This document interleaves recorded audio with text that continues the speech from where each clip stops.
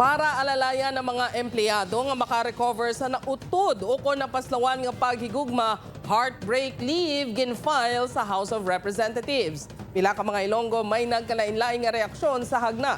Ini ang gintutukan ni Zen Kilantang Sasa. Masakit para sa isa ka tawo nga maka-eksperyensya sang breakup. Masami apektado sini ang mental health. Para sa dalagita nga si Mary Grace, mas maayo nga may break ang mga heartbroken. Siyempre, kung heartbroken ka, hindi ka ka-focus, ano-ano na may isipan, di ba?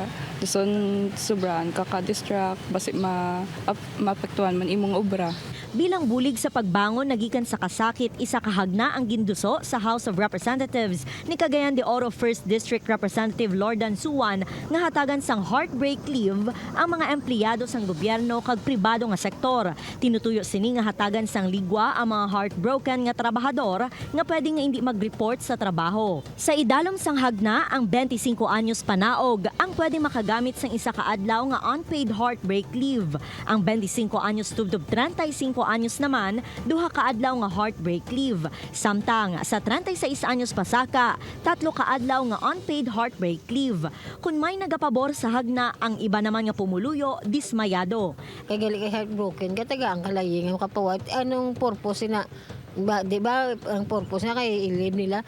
Para ano, mo managapong mag-obra kayo, mas malingaw ka pa. Sayang sa ilib mo daw, batyagon mo mangyapon, manguingoy ka, manguingoy. Asa maghapon, di mampawan ka, hindi man. Not necessarily kay madamo man kita issues diri sa aton bansa.